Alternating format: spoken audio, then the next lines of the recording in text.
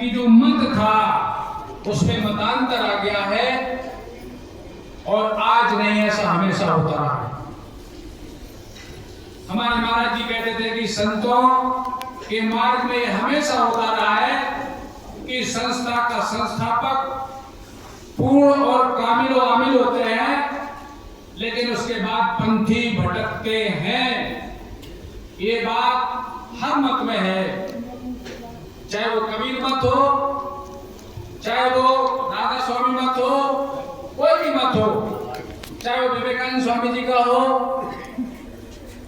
मत में हमेशा मतांतर होता रहा है।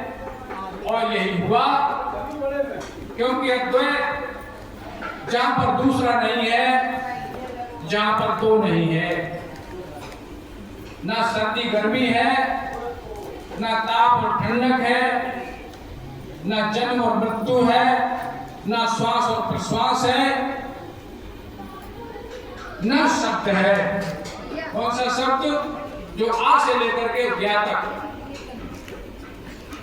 जो अक्षरों की प्रकृति की रचना है, इसमें परमात्मा का नाम नहीं है। और उसी नाम का प्रचार हमारे संत मत में सनातन से हुआ। लेकिन मैंने जैसा कहा महापुरुषों की वाणी को आपके समक्ष रखा कि मत में मतांतर होता है। क्यों? कि जो महापुरुष होते हैं वो कसौटी कसते हैं।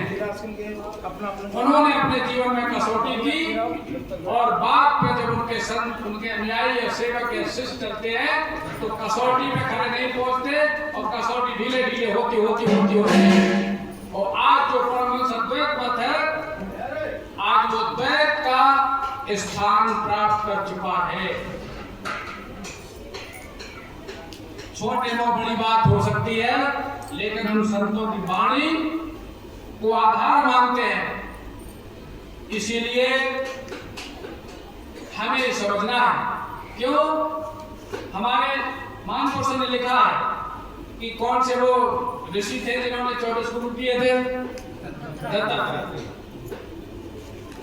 जब तक ज्ञान मिले ना साचा, जहां साचा शब्द किसी ने उच्चारण किया है, क्यों किया? अगर हमेशा एक सा होता तो साचा और झूठे का संबंध नहीं था। जहां पर साचा है तो ये हिदायत है कि झूठ भी है। हमारे इस पिंड की रचना ऐसी है।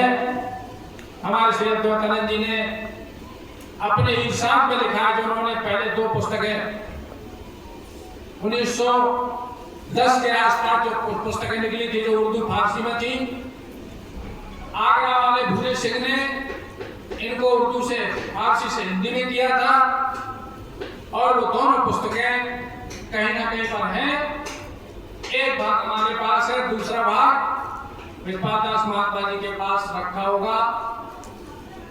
तो उन्होंने जो इरशाद लिखा है, उसमें जो इरशाद है, उसमें भजन साधना के विषय में भी बातें हैं। उन्होंने ये कहा था कि जीव का स्थान इस शरीर में, वैसे शरीर से बाहर होता तो जीव का कोई स्थान नहीं है, क्योंकि वो अवयव रहित है, उसका कोई स्थान मुकर्रर नहीं किया जा सकता, वो सब जगह जा सकता है। और उसी की आप प्रमाण देखिए कि हमारा चित्त कहीं भी जा सकता है। कहीं भी का मतलब जहां तक इंद्रियां पहुंची है वहां तक हमारा जा सकता है। तो उन्होंने कहा था कि जब इस पिंड में जीवात्मा आता है तो इस पिंड के मध्य उसका मुकाम बनता है। कहां पर? जिसे त्रिपुटी कहते हैं, जिसे भट्टी कहते हैं, भौं के बीच का स्थान है। जो भौं के बीच का स्थान है, यहाँ पर हमारी सुरत विराजती है, विराज जाती है, चाहे वो गुरु करे चाहे न करे। तो हम उन्होंने कहा था कि सुरत का मुकाम यानी जीव का मुकाम आंखों का स्थान है। अभी सुरत और जीव सुनने में 2 शब्द हैं, लेकिन जब भी किसी तत्ववेत्ता महापुरुष के द्वारा आत्म तत्व की पहचान होगी, तब इन दोनों में जो अंतर है, यानी तो एक है, सिर्फ प्रयोजन से, सिर्फ मुकाम से उसके 2 नाम होते हैं। सुरत का है वो जब इंद्रियों के ऊपर स्थान में उसका प्रवेश होने लगता है, उसका नाम सुरत है। और जब तक नीचे है वो, तब तक वो प्राण है, वृत्तियां हैं। तो उन्होंने कहा था कि सुरत का मुकाम आंखों का स्थान है। जब तक यहाँ पर सुरत रहेगी, यहाँ पर आपकी शक्ति रहेगी, तब तक उस शरीर से, शरीर, इंद्रिय और मन से संबंधित कर्म होंगे। कौन से कर्म होंगे? शरीर, इंद्रिय, मन, इसमें पूजा और भक्ति भी शामिल है। ये कर्म होंगे और हमारे शरीर को बंधन बनाएंगे, बंधनकारी बनाएंगे। अगर पूजा भी हम करेंगे तो क्या कहेंगे? पूज तो मिला नहीं, कहेंगे हमने पूजा कर ली, तो ये अहंकार हुआ और ये बांधेगा। क्यों? हम तो 20 साल से पूजा कर रहे, हम तो 20 साल से अभ्यास कर रहे, लेकिन जगह नहीं छूटी। समझ में आया? हमारी जगह छूटनी चाहिए। साधना करने के बाद हमारी जगह छूटनी चाहिए, हमारी वृत्तियों में अंतर होना चाहिए। काम, क्रोध, मद, लोभ की जब तक घट में खान और तब तक पंडित मूर्ख, दो ही एक भाव भक्ति उपजे नहीं, साहब का प्रसंग और विषय विकार छूटे नहीं, फिर कैसा सत्संग? इन बातों का हमें सबको ध्यान करना है, चाहे हम संत हो, चाहे हम साधक हो, चाहे श्रोता हो, चाहे वक्ता हो, सबको है। ऐसा नहीं कि वक्ता जो बोल रहा है उसके लिए वो दवा नहीं है। अगर विषय को हटाने की दवा श्रोता के लिए है तो वही दवा वक्ता के लिए भी है, उसके लिए कोई अलग नहीं है। इसलिए मेरा निवेदन इस अद्वैत मत के महानुभावों से है जो अद्वैत मत में चल रहे हैं। मेरा निवेदन है, कहते आओ संत गोष्ठी कीजिए, और पूरी हो तो पूरी कीजिए, पूरी हो तो भरो कीजिए। तो जहां पर मतांतर हो रहा है, क्यों? माया का पर्दा बहुत भारी होता है, जीव उसकी पकड़ से निकल न जाए, इसलिए उसने माया की साधना भी संसार में फैलाई और माया से हटने की भी साधना संसार में रही। जब जीव माया से हटना चाहे तब, और माया के बीच में ही विलास करना चाहे तो उसके लिए फिर कोई दवा नहीं। तो कहते हमारे महाराज जी कहते, महाराज जी पाणिवासी ने कहा था कि मैं उन्हीं के लिए आया हूं जो परमार्थी हैं। श्री महाराज जी पाणिवासी का हमारे महाराज जी ने पुस्तक में अंकित किया है उनका आदेश। उन्होंने कहा था कि मैं उन्हीं के लिए आया हूं जो परमार्थी हैं, बाकी तो बीच में मिलेंगे, बीच में छूटेंगे। कारण महाराज जी ने कहा था कि लोग दरबार में आते हैं, उपदेश लेते हैं, और जब गुरु महाराज उनकी कमियों को निकालने के लिए नस्तर लगाते हैं, उन पर कड़ाई करते हैं, तो वो भाग जाता है दरबार से। अरे बोले चलो इनसे, गुरु उपदेश मिले तो भजन जा करने। तो महाराज जी ने कहा था ऐसे सेवादार, चाहे वो साधु हो चाहे सेवादार हो, जो ये कह करके चले आते हैं दरबारों से, जब उनकी विषय निवृत्ति का महापुरुष इंतजाम करते हैं, नस्तर लगाते हैं, ऑपरेशन करते हैं, तब दरबार से भाग खड़ा होता है कि भजन मिल गया, कहीं भी कर लेंगे। वो कहते हैं वो संसार में वो अपना बहता हुआ फोड़ा लिए घूमते रहते हैं, विडंबना के शिकार होते हैं। ये उनके वचन है, उनके वचन है, जिनका हम हैं, उनके दम भरते हैं, उनके हम महाराज जी के हैं, ऐसा दम भरते हैं। उनके वचन क्या कहते हैं? बहता हुआ फोड़ा लेकर के संसार में निकल जाते हैं। ये बहुत सब चीज अंकित। इन महान पुरुषों के इन वचनों को हम नहीं भूलना, यही बचाएंगे हमको। सतगुरु तेरी ओर, बढ़िया बढ़िया अक्षरों में लिख दो, बैनर से लिख दो, सतगुरु तेरी ओर। एक ढाल होती थी लड़ाई में, जो ऐसे लगा दिया तलवार, उसमें बात नहीं होता था। तो सतगुरु वचन जहाजे ढाल है, काल कराल वही बचा सकता है। काल कराल क्या है?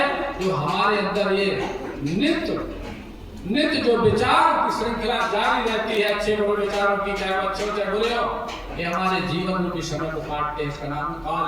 काल मैंने काटना। अपने अपने अंदर हमें इस बात को समझना है। यहाँ पर हमसे सब बड़े हैं, हमारी छोटे की बात मान करके ये सबको ध्यान देना चाहिए कि हमें अपने जीवन का उद्धार करना है, उनके होकर हम जिए।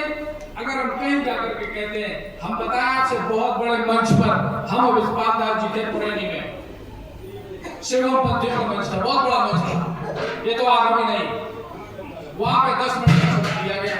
एक भरतनाट्य राग हो, ऐसा आपको जानता हो तो राग रामायण भरतनाट्य, वो उस क्षेत्र में गए थे। हमने प्रवचन किया, प्रवचन करके हम पीछे आए तो हमारे पास आए, काम बोले आप महाराज जी पांडुवासी के चेला हैं का? हमने बिल्कुल सही कहा, उन्हीं के चेला। हमने नहीं बताया कि हम कितने चेला हैं, लेकिन उनकी महापुरुष की वाणी जो एक अकथ होती है उसको सुनकर वो हमारे पास आए, बोले आपके महाराज जी पांडुवासी के चेला? हमने कहा बिल्कुल है। आप? बोले हम भी उन्हीं के। हमने कहा तुम बिल्कुल नहीं हो, क्योंकि तुमने कल जो प्रवचन किया ये महाराज जी पांडुवासी को प्रवचन नहीं था। बोले अरे क्या बताएं, और ऐसे प्रवचन के लिए बुलाया तो हमने तो दिखाओ। भाई जिसने अपने मौका मिलते ही अपने गुरु की बात को नहीं कहा वो गुरु का है नहीं, वो तो गुरु के नाम पर रोटी खा रहा है। इसलिए तुम्हें गुरु महाराज जी का नाम बताना न पड़े और उनकी पहचान बाहर हो जाए। हमारे भाई साहब थे असली में रात को बात चली, मुंदीलाल महात्मा जी थे जो है नहीं है, उन महात्मा जी से रात को महात्मा जी लेते थे। उन महात्मा जी से एक महात्मा ने पूछा, क्या पूछा? जो अभी भजन किसी ने गाया था, बाजी मोहन की मुरलिया केली ने। उन्होंने महात्मा जी ने कहा, उस महात्मा जी के हाथ पैर पकड़ के नीचे बैठे थे वो, और महात्मा जी लेते थे चल पे। तो उन्होंने कहा कि महाराज एक बात बताओ हमें कि ढोल मृदंग झांझ बाजे घंटा शंख नगाड़े और सिख सुख सरकार सिद्धन योगी भाई भक्त प्यारी चढ़े परमानंद दरिया जेते भक्त भया जग में सेवा से सुख पाए पाणिवासी भूल जाना सत सेवक धर्म निभाए धसबे सतगुरु देश सुरतिया। तो उस महात्मा ने पूछा महात्मा से कि महाराज क्या बताओ सतगुरु देश में सुरतिया कैसे धसे? ये है सवाल। अब कोई महात्मा संबंध महात्मा की बड़ी बड़ी बातें कर शब्द हमने भाई उस महात्मा का सवाल को जवाब तो दे कोई। वो कह रहे सतगुरु देश में सुरतिया कैसे धसे? कोई नहीं बोल रहा। एक बोले बड़ी देर में, हम नहीं बता, देर की बात थी, बोले कि बता तुम्हें उपदेश है? अरे हमें खाम खबर, अरे भाई किसी ने उपदेश किया नहीं पहुंचा वो तो एकदम चिट्ठी भेज दो ना पहुंचे। नहीं हमने तो भेजी सर, लेकिन वो आज तक नहीं पहुंची, मतलब क्या निकला? मुकाम में जुस्तजू अगर नहीं है तो उपदेश का मतलब क्या? हमने कि तुम ये क्यों पूछते हो तुम्हें उपदेश नहीं है? तुम अपनी बात बताओ। बोले तुम बड़ी बात है कर तुम ही बता दो। हमने आपसे नहीं पूछा। भाई जिससे पूछता है उसके प्रति श्रद्धा होती है, उसकी बात मानेगा। हम तो बाजार के लोग हैं। बोले तुम बात में बहुत करा तो तुमका संगन महाराज के चेला हो, बिल्कुल सही समझा।